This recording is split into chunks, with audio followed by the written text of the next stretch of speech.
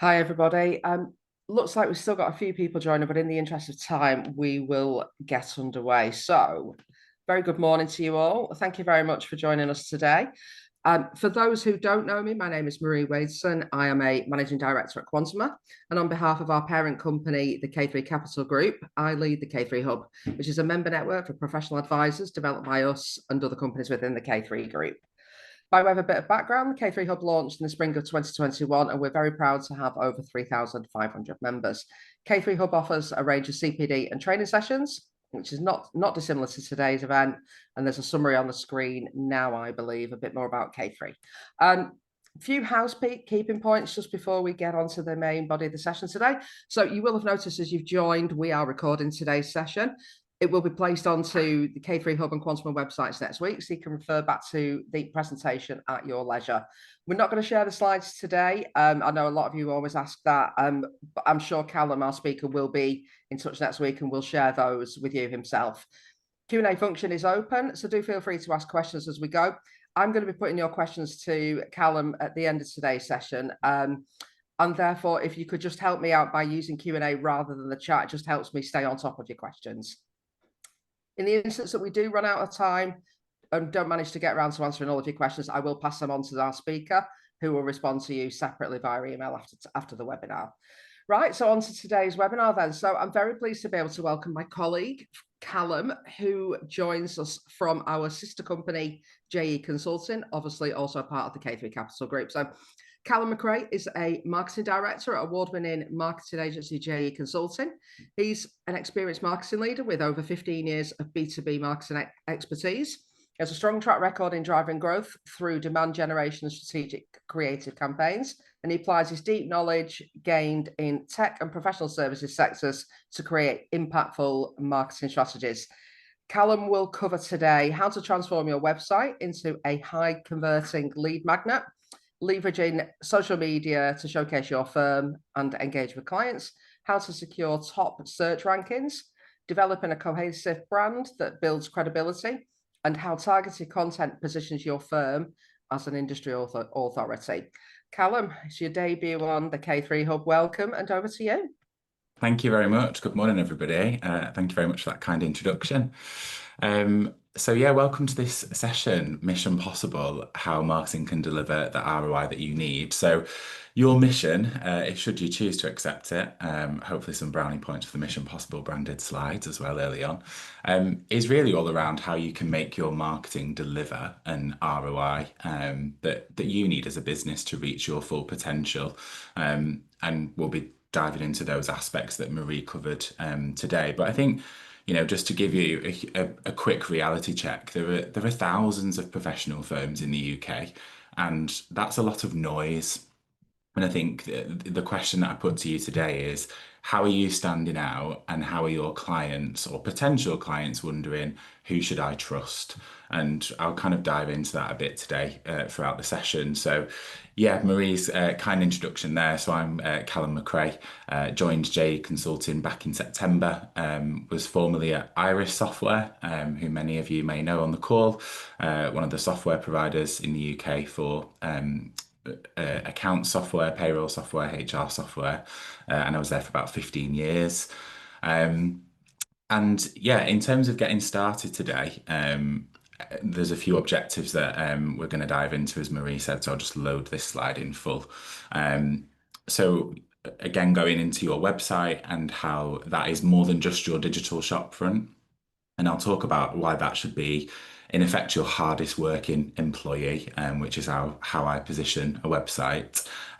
Unlocking the potential of social media and how that is, in effect, the shop floor, if you like. So treating your website as your shop front and social media as your shop floor.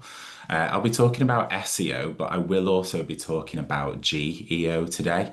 And I'll dive into what that is a little bit later on. The importance of creating a strong, cohesive brand, and then elevating your client experience through thought leadership content. So that's what we're going to cover today.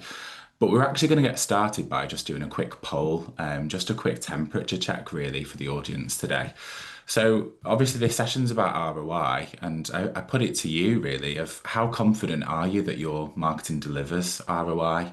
So if you could just select the options there, so you've got very confident, somewhat confident, not confident, or we don't currently measure ROI, and it'd be great then to see where we stand at the start of the session. Just give you a couple of seconds to do that.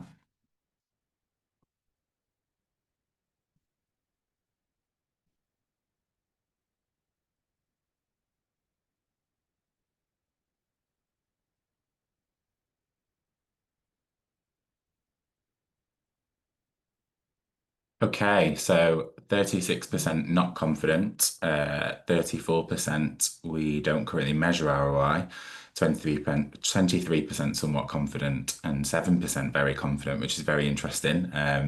Again, hopefully, today's session will give you a bit more confidence into how you can go about measuring that ROI. But yeah, that's really useful to see. So yeah, thank you for taking the time to fill that in. So let's dive right in. So the first one. Let me just build this slide. So, first up, we're going to talk about your website. Now, here's the kicker: 75% of people judge a company's credibility based on its website. So, not your reputation, not your expertise, your website. And that came from Stanford, and they did some web research last year. So, again, I think it's really important when you think about that in terms of thinking of your own website. You know, if you go on your website now, what's that first impression that it leaves? Does it give that you're professional, traditional, modern? Is it an outdated site? Again, that statistic that 75% of people will judge your website alone, or judge your company's credibility based on your website alone. And if your website takes more than 3 seconds to load, the statistic from Google is that 40% of people will leave immediately. So again, quite a good background check just to maybe do in the background whilst you can hear my voice going on, is to check your own website and just do that quick check. If it takes more than 3 seconds to load, the stat is on average 40% of people will leave immediately. So I've talked about it being a digital shopfront, but your website isn't just the digital shopfront. And I always like to describe a website as your hardest working employee. And the reason I say that is because it works 24/7. But the problem with that is that too many websites feel like a relic of the early 2000s, shall we say, for a better phrase. So again, as I said, hopefully you've pulled out your phone or you've got a Google browser open. But the first thing to do is check that your website loads quickly. But also as a check and as a bit of a mini task actually, is for you to grab your smartphone, check your website now on your mobile device, because again, there's a huge surge now in mobile traffic, mobile first traffic. So it's important that your website is easy to navigate on a mobile phone. And you'd be surprised the amount of firms and businesses that we speak to whose website isn't optimized for mobile. So again, if you put yourself in, a user experience, and if you're going on a shopping website, for example, you want to be able to scroll and navigate through that website quite seamlessly. So again, just do that quick check now to see how your website for your business looks on a mobile device. And I think some questions to ask yourself immediately there is, can you immediately tell what your firm or business does when you land on your website, as in on your mobile phone or on your website? And when I say immediately, that's above the fold, so you don't have to scroll, as in, can you land on the website and quite clearly see what your business does? And if not, maybe just jot down one improvement that you could make there. So the question that I get asked quite a lot is what makes a website high converting, and it comes down to, I have a rule of three. I like things in threes, as you'll probably establish today. So the first point to cover off there is clear messaging. So back to that point of visitors should immediately know what you do and who you serve. There's nothing more frustrating than going on a website and having to scroll for that information. So again, clear messaging is really important. The second one is having a strong call to action. Now, what I mean by that is most people come into your website are going to know what they want to do before they even immediately land on your website. As an example, schedule a consultation, book a call, contact us. So when you land on your website, again, thinking of that first section above the fold before you even have to scroll, the question that I would say is there a call to action? Is there a button that takes you to a contact form that is a phone number that you can click and call? Is there an immediate call to action? It could also be something like downloading a guide. It could be that you're giving some information away. But the question there is there a clear call to action? And that's very, very important because again, most people have that intent when they come to your website. They've got a very clear goal in mind of what they want to do. And the third, as I've already touched upon, so 60% of web traffic currently on average comes from mobile devices. So your website needs to work seamlessly across mobile phones, tablets, iPads, etc. So again, a very, very important thing to make sure that your website is mobile optimized. So whenever we speak with clients or potential clients, I always like to describe the website as the foundation of your digital presence. And I think if we rewind maybe 5 years ago, there was a lot of businesses and professional firms who thought it was quite forward thinking to have a website, and now it's a necessity. It should be a lead converting engine for your business. And I'm quite surprised the number of firms that I actually meet who say they get minimal inquiries through their website, because it should be the complete opposite. It should be an always on lead engine. Again, back to that hardest working employee reference that I mentioned.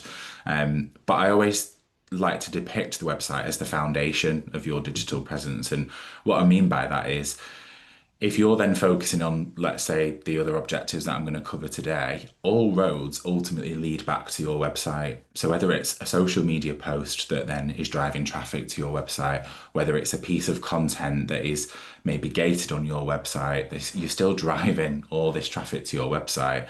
And if your website isn't set up for conversion or it isn't set up for success, it's your fastest route to failure.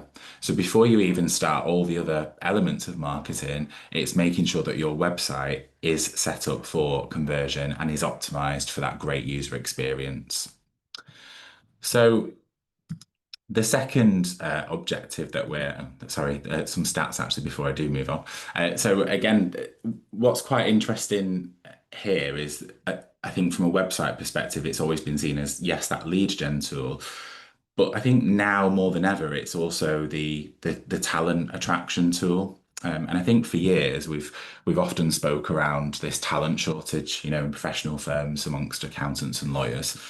And 65% of job seekers are going to check your company's website, and 67% will actually go to your careers page if you have one. It's actually one of the most popular pages that you will find, usually, like, the meet the team or the careers pages. And what's important with that is that your website clearly shows who you are. And what I mean by that is going onto a careers page or about us page and having stock photography, again, probably fastest route to failure. If you think of Generation Z now, who, culture is a huge thing for that generation. So they want to be able to go onto your company website, see the actual real people that they're going to be working with, not a stock photo of Nigel that is used across 35 different sites. They want to be able to see who you are. So again, thinking of your website, it's also important to think about attracting the talent, because again, you've got a huge portion that are actually going to your website to check out who you are and what you do.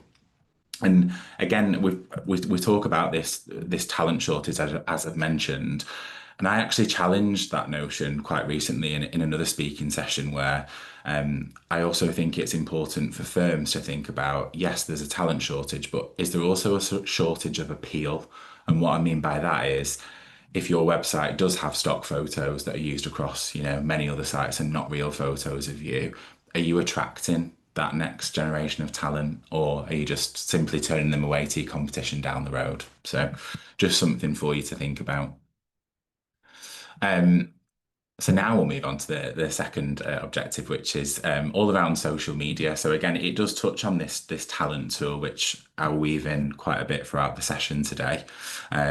But I think social media has fast become one of the most versatile tools now at a business's disposal. But I think too often, professional firms in particular treat it as a bit like a tick box exercise. A few LinkedIn updates here, a Facebook post there, and there's no real strategy behind it. And I think why social media matters, well, 84% of UK adults are active on some form of social media, and 71% of people use social media to research brands before deciding to work with them.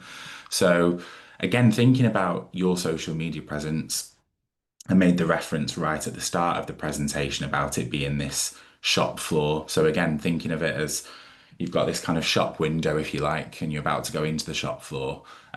Quite often they'll have businesses will have a social media profile, but they might not necessarily have posts, or they might not have recently posted on that channel. So again, a kind of mini challenge for you to think about whilst we're on this session now is think about the last 5 posts on your LinkedIn company page, if you have a LinkedIn company page. And I think what you need to ask yourself is, were they promotional? Were they educational? Were they showcasing your culture, or none of the above?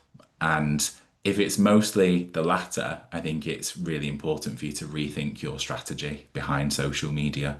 And again, back to the rule of three, in terms of social media, there's 3 things in particular that I would recommend. And whenever again we work with our clients, these are the things that we do tend to focus on now. So video being the most important. You've got applications now like TikTok, where 40% of Generation Z are actually using TikTok as a search engine as opposed to Google. And that again has come from Google's own data. So 40% of Gen Z are picking up their phone and using TikTok as a search engine. And that's because we as consumers are now digesting a lot more video content, YouTube, TikTok, Instagram. And videos tend to get about 3 times more engagement than static posts on LinkedIn. So if you are posting a video, and the same across Instagram, typically you will see more engagement. So again, it could be something simple as a 30-second to camera video where you're just saying the top 5 tax tips for 2025 as an example. It doesn't have to be polished, because actually Gen Z want this raw, authentic content, which again, you can do very easily on these things. Just pick up your phone and hit record. The second point, I've already really touched upon it, but it's showcasing your culture. Again, Gen Z, millennials, most people now are turning to a business's social media to actually get a feel for what the culture is. Is this a business that highlights employee milestones, for example? Are you celebrating somebody's 5, 10, 20-year anniversary at work, as an example? Do you do, social events outside of work? And if so, that's an opportunity to share that on social media to just start to show this personality that you've got as a firm, and as a business. And also, if you do anything for community and giving back, that's really important to make sure that you're sharing that on social media. So again, showcase your culture would be one of my top tips around that. And the third comes back to consistency, and consistency probably in 2 ways. So great if you're starting to post on social media, but I would recommend you need to be doing that 2 to 3 times a week on your company social media page minimum, because if you post something on LinkedIn today, it fast becomes yesterday's chip shop paper. So it's very important to make sure that you've got an ongoing strategy where you're consistently posting. But also, when people engage with your content, it's making sure that if somebody comments, that you respond to comments. Because if you do that, you'll quite often find that that person will re-engage with your next post. So that could just be liking it from your company account, responding from your company account, and making sure that you do engage consistently, is very important. Um, so yeah, that would be my advice for social media. The third one that we're going to touch on is all around SEO and visibility. Now, I did mention that we're also going to talk about GEO, which I will explain a little more about in a few slides' time. But quite often we do get, a lot of firms who are wanting to do SEO, and not many people actually know what it is. And it's search engine optimization. So, in effect, what it means is it's basically how people find you. So, for example, if you go onto Google now and type in, I don't know, top accountants in Manchester, you need to think, are you being seen? Are you showing up? So it's all about how you get seen and visibility around how you get found. So if we bring SEO a bit closer to home, if you think about this, when somebody searches for your business, they're probably adding their town or their region, or maybe saying, if you go onto Google, quite often you might say, restaurants near me, bars near me, for example. And it's no too different for your clients who are going on to search accountancy firm in Sutton Coldfield as an example. And if your firm isn't showing up in those searches, you're missing out on potential clients is the long and short of it. And the reason behind that is that 75% of people never scroll past the first page of Google. Again, if you go on your smartphone and you're searching for information, how often is it that you're scrolling past the first page of Google? Probably very rarely, because you'd like to think that you are getting the information on that first page. But also, 46% of Google searches are looking for local businesses or services. So that's a huge proportion, of search that is going on to really drive local businesses and local services at search.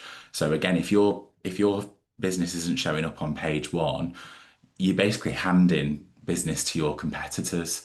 So, and again, quite often I'd say this perception with SEO that it's like this magic click that we can just switch it on and magically it starts, sorting itself out. And we did a previous project actually when I worked at Iris, and we started to look at some keywords that we obviously wanted to be known for around, payroll software, AML software as an example. And we kicked off an SEO project, and I always set the expectation you do need to give it a minimum of about 3 months. It's not just this kind of switch it on and off you go. It does take time because obviously there's hundreds, thousands of businesses that are also trying to rank at the same time. So it's also an ongoing piece of work. It's not just a kind of we're doing SEO, that's it, off we go, it's done. It's an ongoing piece of work. But yeah, the easiest way that I can describe it is imagine you're on the high street looking for a solicitor or an accountant, and there's two offices. You've got one that has a clear sign, open door and contact details on the shop window displayed, and you've got the other one that has no sign, locked doors, and no way to get in. Which one would you visit? And it's obviously the first. But SEO is in effect your digital shop sign. So if you're not showing up or it's unclear, the clients won't find you basically. So again, back to rule of three. The first simple thing that you can do for SEO, which again, a lot of businesses don't do, if you Google your business now, quite often on Google, you'll see a Google profile on the right-hand side appear, and that's your Google business profile. If you've not already, make sure that you have claimed your Google business profile. But also, it's important to make sure that's up to date with your location, your services, your contact details, your opening hours. And the reason behind that is that Google will favor businesses that provide clear, up-to-date information. But not only Google, ChatGPT and other AI search engine providers, which I'll talk about in a second. And again, the second thing with SEO is thinking about what keywords do you want to be known for? So, as an example, accountants in Sutton Coldfield, or accountants in Manchester for construction, thinking of what is it that you want to be shown up for on search results, because it's obviously not going to be everything. So it's about picking those keywords and making sure that you're showing up in front of them. And the other thing that does help with SEO and GEO is Google reviews. And it's, again, it sounds like a really obvious thing, but it's that social proof. So again, if you Google a business, the first thing that you'll see is that Google profile and the star rating. If something's, 3 stars out of five, you start to question it versus something that's 4.8 stars out of five. So positive reviews not only boost your credibility, but they do increase your ranking on Google. So um, I would say as a top takeaway, if you're not already doing this already, think about that advocacy strategy and how you're getting Google reviews from clients. And again, I'll touch on that as we talk about GEO on the next slide. But yeah, 33% of Google searches now are triggered using AI. So again, if you go on Google now, as an example here, you'll see on the screen quite often what you will see now above this fold is Google will give you an AI generated response of top suggestions. So you will see that typically now above even sponsored paid links. If you Google anything, you'll start to see like an AI summary at the top. So again, just something to think about. But yeah, from a geo perspective, so as I say, 33% of Google searches have that AI overview at the top, and 57% of B2B tech searches, interestingly, include an AI summary, which is up 32% year on year. So again, that's just in that sector alone. So imagine in finance and all these other sectors, how that's going to jump quite dramatically in the next 12 months. But when AI does show up, so again at the top where you see that AI generated um, responses at the top, your organic clicks to your website on average are going to drop by about 54%, because quite often than not now, what businesses and what consumers are doing, and again, probably you're no different, is that when you Google on your phone and you see that AI summary, you're not even scrolling to see anything below it. You're just going to see what it says. So I don't know, top solicitors in Birmingham as an example, and you might get, your top three recommendations at the top in that AI summary. Again, you're going to start to see a decrease now in clicks organically because of this AI generated search.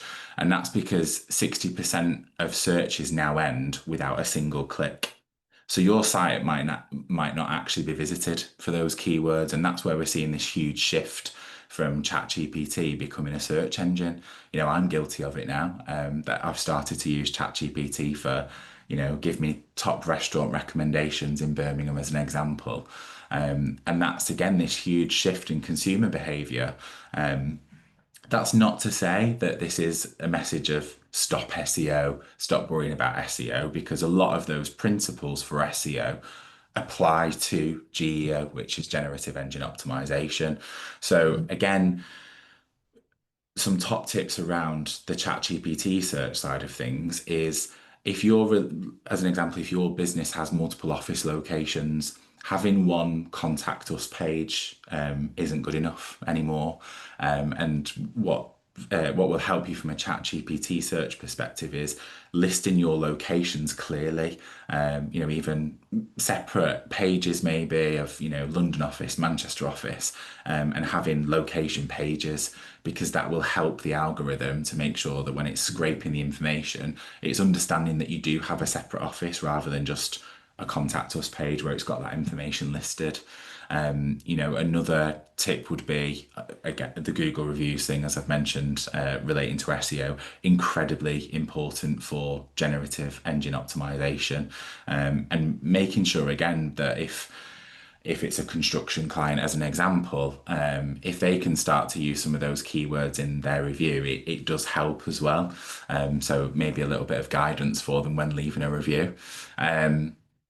But again, quite often what you might see on websites now, and again, it's not necessarily a criticism, but it's just more if you're thinking about AI search and how to show up, is you quite often will see we help clients across the UK. Okay, generic copy.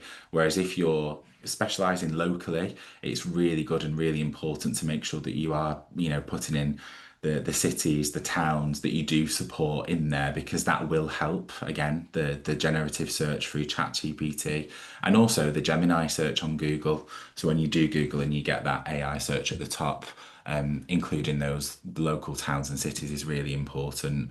Um, and again, another top tip would be where we're seeing the shift in searches quite often before with SEO is you go onto Google and you type, you know, top accountants in whatever city, is that the language with ChatGPT is actually becoming a lot more conversational and almost human-like. So we're almost asking it questions.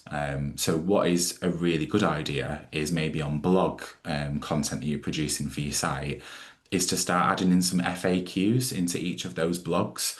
And if you do that, what it will do is if for example a potential client of yours is going onto ChatGPT and asking a question, if you've answered that question on your blog, again, you've got a higher chance of being listed because that's the first thing it does is it's scraping to find the answer to that question. So yeah, the top takeaway for your marketing team back at your business, if you have one, would be to think about for a blog that you're putting on the website, what are one or two questions that you could also answer in like an FAQ format, just as an example.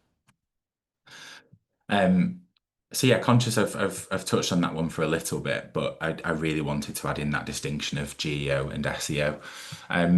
Now the next one is brand. Now, I particularly like talking about this one because my partner, when we first met, and I explained that I worked in marketing, he basically often describes marketing as colouring in, and I think that's how many perceive brand to be, which for anyone who works in marketing, as you can imagine, is a bit of a red rag to a bull.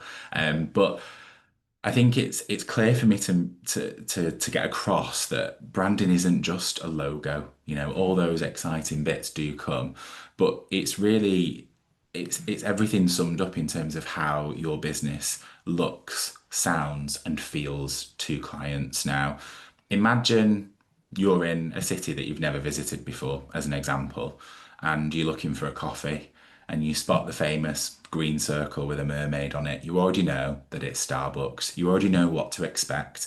You already know what the coffee is going to taste like, and you already know what the staff are going to be like in some cases, and maybe in some cases how the store will even smell, you know, as an example. And then imagine you walk into a different coffee shop in this city that you've never visited, which doesn't have a clear brand. You know, it could be great or it could be terrible, but ultimately you have no expectations, you have no trust, and you have no emotional connection. And this is why, you know, brands like Starbucks, Apple, Nike are instantly recognizable because their branding is consistent everywhere. And that is very important, consistent.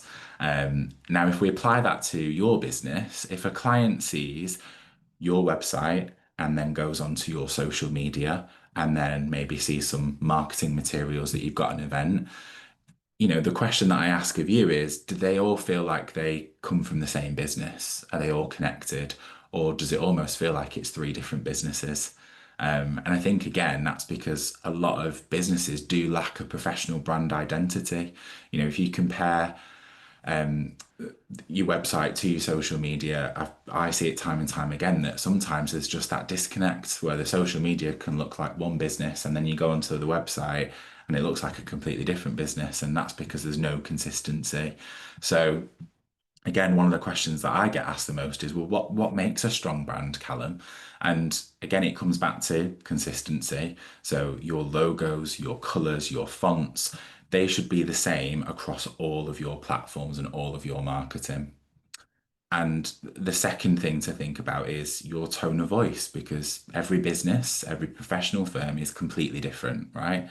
We work with some firms, for example, who are really formal and traditional, and then we work with some firms who are, you know, more probably approachable and less formal. And I think it's really important for you to understand and also then define what is your tone of voice. You know, is it friendly and approachable? Or is it formal and corporate? And both are okay, but it's really important that once you define it, you stick to it. That is really important. And the third thing, again, probably which ties back to what I mentioned right at the start about Generation Z and what they're looking for now from potential employers. And this rings really true in particular with an example, but is core values. And, quite often 5 years ago, if you said the word values, it would probably get greeted with a few eye rolls and, well, here we go. Um, but actually now it's a critical part of a business. And I use an example. We were recruiting for a role recently, and the first question that I got asked by the candidate was, "What are your core values at JE Consulting?" And I was like, "Oh, wow, okay." And I think it comes back to that clients don't just buy your services; they're buying your trust. What does your firm stand for? And we work with a lot of businesses where we'll almost do like a brand value workshop with them. And I'd also say when you do that process, I've seen this done very right and I've seen this done very wrong. I've seen this done one way is that, your senior leadership team are deciding that for you. And, they're kind of saying that here's our values, this is what we stand for. The other route of doing that is actually involving the whole business because the whole business should be a part of deciding what you stand for. So again, we've done quite a few brand workshops where we do it with the whole company or certainly a large portion of the company. And you've got to dedicate the time to doing that, but you've also got to be prepared to listen to the other voices around the business. And it's a really important part of doing that because in the greatest of respects, three people in a boardroom deciding here's our core values is probably not the right way to do it. Versus getting your whole business involved and deciding this is what we stand for. These are our core values. That sends a much more authentic message, externally, and also Gen Z can see straight through if it's authentic or if it's not. So again, core values are really, really important. And I think, ultimately that comes down to that branding builds recognition and trust. So if your branding is all over the place, so is your reputation, to be quite honest. So my advice would be, start small. If you've not already, one thing that it might be worth exploring is how to get some brand guidelines. Define your colours, define your fonts, define your tone of voice, and then make sure that you are consistent with it. Okay. And last but not least, in terms of the objectives, so content, hugely important when it comes to marketing. And I'm going to touch on it in the sense of a funnel. So we've got awareness, consideration, and decision. Now, with content, 70% of decision makers say that thought leadership content makes them more likely to work with a business. And there's some really great stats out there that show that firms that publish blogs generate 67% more leads than those who don't. So again, some really punchy stats that hopefully hit home with you. But if we take this first chunk of awareness, and this is really what we'd probably call top of funnel. So the clients don't know that they need you yet. So this is a great example where you can start to think about blogs, social media content, and infographics to really educate them, about subject areas such as 5 tax tips every small business needs to know, just a kind of quick example. But what those pieces do is attract attention and they'll more than likely land on your website, and they'll start to obviously read that piece of content, but they've also clocked the brand and they're like, oh, okay. So then next, when that pops up, they've got that affinity, they've got that connection, going back to the previous point around brand. And then really what you then start to see is this next phase of consideration. Now, this is where I'd probably the easiest way to describe it is that clients are weighing up their options, right? And this is where you've got to really try and provide that deeper value. So this could be, a white paper or a webinar like we're doing now, right? And it's probably on a particular topic that helps position you as an expert. So, that could be anything to do with making tax digital if you're an accountant, family law, for example, if you're solicitors. Really think about a prominent topic or sector or particular area that you really want to hone in on and produce a nice guide, nice white paper, something really valuable. What I would also encourage you to do with that is to gate it. And what I mean by that is if you're giving this super valuable piece of content, is in exchange for you giving them the content, is that you get them to complete a form. So you're capturing who it is, where they're from, their company, their email address, their phone number, just so you've got a record, and then you can continue to follow up with them and send them, additional marketing materials. But always think about how valuable that content is. A blog on the website, anybody can go and read that, right? But a white paper that's maybe 15 to 20 pages and has taken a lot of time and effort, maybe think about gating that because it's an incredibly valuable piece of content. So, um, and then decision. So, this is bottom of funnel. So again, this comes back to the social proof side of things. So thinking about case studies, testimonials, Google reviews, those success stories that give people confidence. And it's no different, right? That if you're going on, I did this recently when I was buying a mattress, right? And it was, do we buy an Emma mattress? Do we buy a Simba mattress? Which one do we go for? I went on and read the reviews because I want to know what people are saying. So it's really important that you've got this ongoing advocacy program where you've got this constant feed in the funnel of success stories. So it's a really good exercise to do that if you can ask, partners in the firm or senior managers, even if it's for them to suggest one a month, and you just very quickly start to have this regular funnel of case studies and testimonials to use. And equally, if you struggle, to get Google reviews as an example, there are tools out there that can help with that. We offer an AI tool that can certainly help with getting more Google reviews as well. So happy to talk to anybody about that afterwards if it's of interest.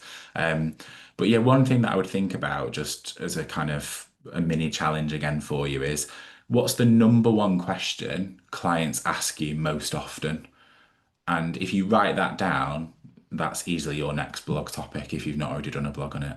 That again, you can get 300 words probably off that quite easily. But what's the number one question that clients ask you most often? So appreciate we've covered a lot today, from SEO, brand, social media, websites, content. But I just thought it would be useful of explaining the cost of failing the mission, the cost of not doing any marketing. And I always use this kind of expression that ignoring marketing is like opening a business and keeping it a secret, ultimately. And I think too often businesses assume if they're good at what they do, clients will just find them, and sadly that's not the case anymore. There's obviously this digital landscape where the world is changing and how people will find you is changing. So if no one knows you exist, or worse, if they don't understand why your business is different, you're missing out on huge opportunities. So again, rule of three. If you do neglect marketing, I think, it comes back to this point of you're invisible. So without SEO, your website isn't showing up when potential clients are searching those keywords to find, services. Without social media, you're not part of the conversation that many firms are part of now. The second thing is that you lose trust, again, back to that inconsistent branding piece, and outdated websites, with a Comic Sans font on, for example. It can make potential clients question your professionalism. The third, again, ultimately, this is all about ROI, this webinar, and you're missing out on leads. Without engaging content or a strong digital presence, clients are ultimately choosing your competitors instead. And that's a reality, I'm afraid. So again, this session is ultimately about ROI. So I wanted to put some top tips on here for you. I think the first point is if you see marketing as an expense, you'll always look for ways to cut it. And I always remember this statement came from one of the first CMOs that I worked for. But if you see it as an investment, you'll start looking for the return. I think that's an incredibly important and powerful statement that hopefully rings true with a few of you today. But the first thing is knowing your cost per lead. So, what does each inquiry actually really cost you? So, how much are you spending on marketing versus how many leads are you getting back? And it's very easy to work out then your cost per lead. The second thing is tracking your lead source and conversion. And that probably links to point number four is, if you're not already, make sure that you've got a CRM in place, even a very simple one, because you can't manage what you don't measure. And equally, if you're starting to capture where you're getting leads from and then tracking, the value of closed won business from said leads, you start to know which levers you can pull and which ones you can turn off. And it's a very important thing to understand that, because otherwise you're effectively marketing blind. So again, really important, those 2 points. And the third, I always think, is a really important point to make. And again, this comes from my background in tech, right? I think marketing, you're quite often measured for that first year return. But if you think of your average lifetime value of a client and their fee every year, marketing isn't just about acquiring, it's also about retention. So think about that business that you're retaining year on year. So when you're justifying the cost of marketing, it's not just that first year that you've won business, it's every year after. So again, a really important point to remember. And then the last point is really, well, the most expensive marketing is doing nothing, to be honest. And I think this feeds very much into a lot of professional firms have historically got a lot of work from referrals. And I don't think that will ever necessarily change. But hopefully a few of the points today have just given you a bit of food for thought. So I think we've got one last poll before we head to Q&A. So again, we've covered a lot today, but what's the one thing you're now feeling motivated to act on first? So there's a few options there. So your website, social media, SEO, branding, content. Um, which one is it that you're going to hopefully take away and get acted on first? I'll just give you a few seconds to fill that in.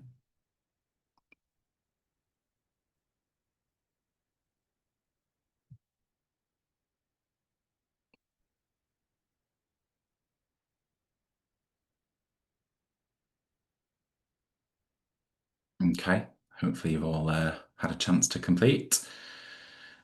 Okay, social media content, number one. Interesting. Content, social media, SEO.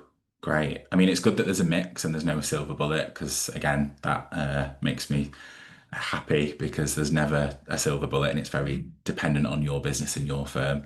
Yeah, thank you for taking the time to complete that. So as I mentioned, obviously I'm here from JE Consulting. So we work with about 150 professional firms to support them with their marketing, whether that be plugging ourselves into, existing marketing resource that you might have internally, but maybe have gaps in skill sets, or in most cases, it's treating us as your fully outsourced marketing team. So feel free to connect with me on LinkedIn.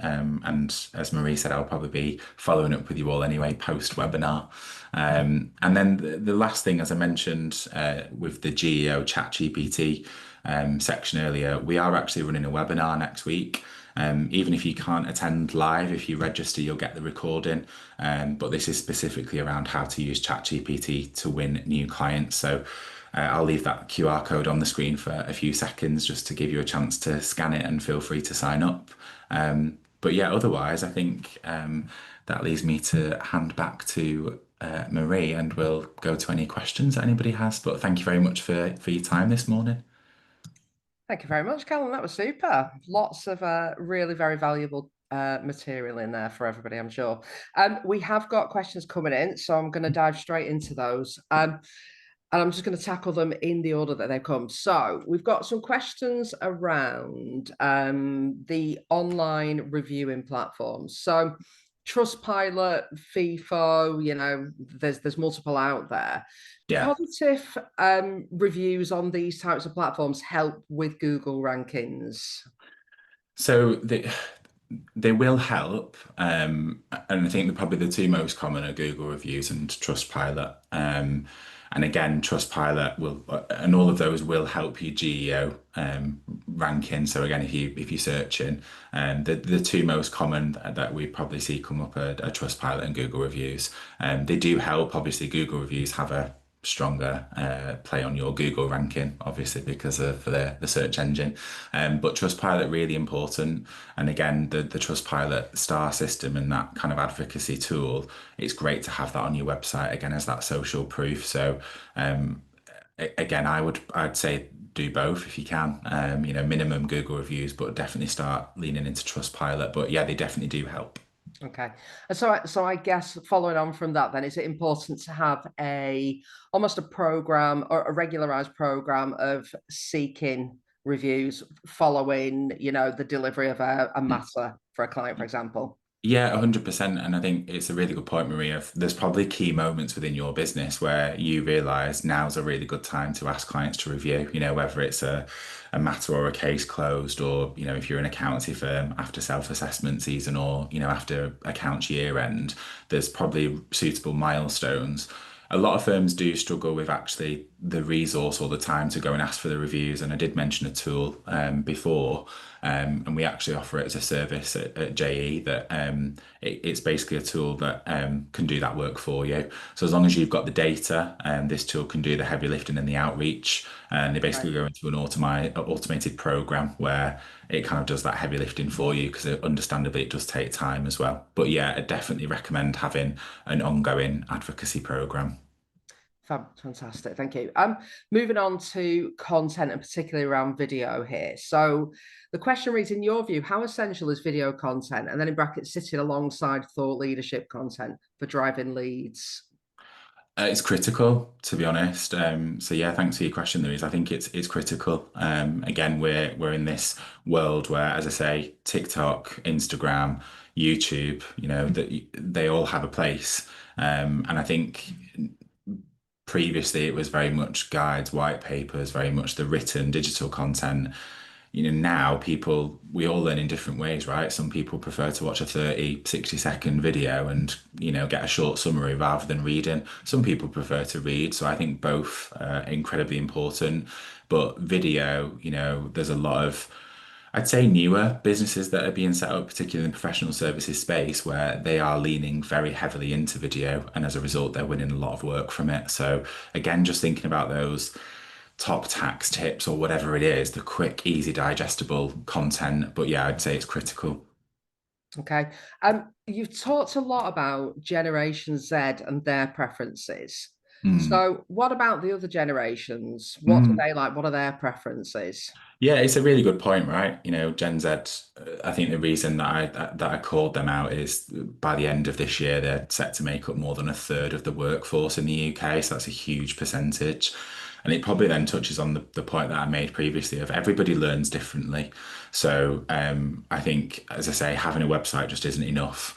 But equally, to that point, people respond differently to different things, and I think we've seen this huge resurgence in direct mail, so postal marketing, because if you're like me, if you open your post box and you get a leaflet or a letter, you're like, oh, who's taking the time to write to me? So, excuse me.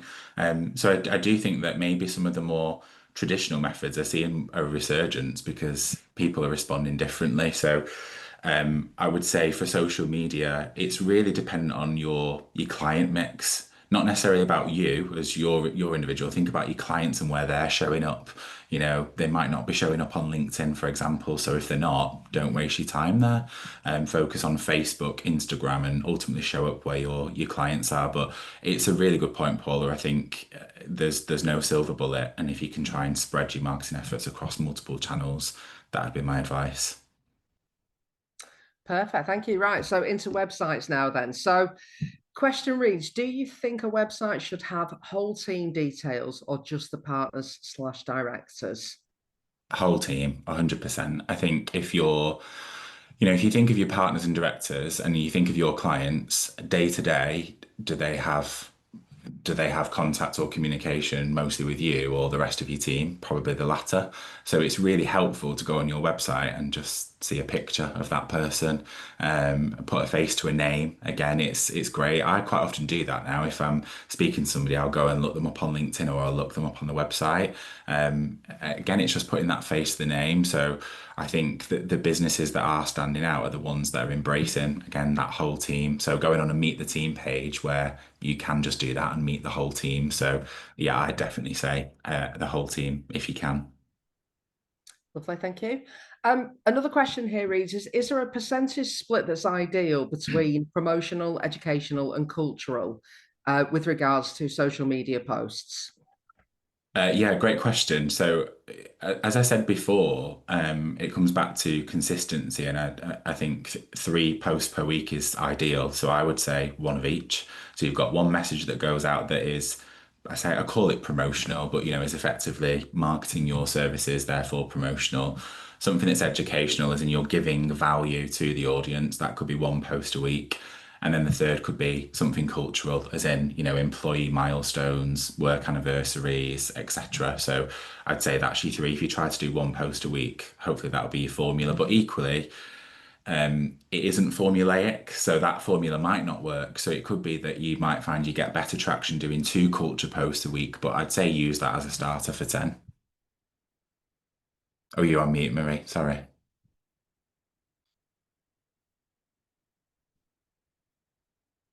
You're on mute, Marie. Sorry, I can't hear you. Sorry, that's That's me. all right. I've only been doing this for 5 years. I should That's all right. remember to take myself off mute. Just before we get into the last few questions, I just wanted to flag some forthcoming webinars. So we've got CPD session on Friday, the 4th of July, covering tax and AI. And we have a session at the end of July on I forget what we've got one. There's a final session on some property related matters towards the end of July. Back into our questions then. So we've got a question here around resourcing for marketing, which is quite interesting. So what are your feelings about using fractional CMO or other subject matter experts to provide support for your marketing strategy? Yeah, great question. Thank you for that, Peter. So, we work with a lot of firms who have that in-house resource. They might have a team of, the doers, but that strategy, maybe not so much. And we actually do act in a lot of cases as that fractional CMO. I do think that's incredibly important, whether that's an agency or, a fractional CMO that you recruit, simply because without that, you're almost rudderless. And I think it's really important for your team to all be rowing in the same direction. Because quite often you've got one person over here doing one thing, one person over here doing everything, and it's important to make sure that they're lined up to your key objectives as a business and ultimately your key marketing strategy. So I think having somebody to do that, if that's not a full-time person, fractional CMO is the route to go. And yeah, as I said, happy to have a conversation separately about that if you would like to. But yeah, I'd recommend, if you don't have a senior director or somebody internally, definitely explore that. Okay, great. Thank you. Last question for you then. So, and this is probably relevant to quite a lot of our delegates today. I don't have a big marketing budget. Where should I focus first? Yeah, great question. I think I always probably take it right back to the start of the session. So your website, again, all roads lead to your website. So I would have a look at your website first and foremost. Think if it's time for a bit of an overhaul, because again, that should be your always on, your hardest working employee. And again, social media doesn't really cost apart from time, or unless you do paid ads. So that again is there are very easy channels to leverage that actually don't cost. SEO is very much content best practice. So it's just making sure that you've got the skill set to do that internally. If you don't, obviously seek external help. But there is a lot of low cost routes to getting started. But I'd say first and foremost, start with your website. Super, thank you very much. We do have quite a few more questions that I'm conscious of the time that we are running out now. So I'm going to draw today's session to a close. I will forward all of the remaining questions to you, Callum, just Yeah, please do. shortly. And all that is left to be said is thank you very much to everybody who's joined us today, and have a great weekend. Thank you very much, everybody. Have a good one.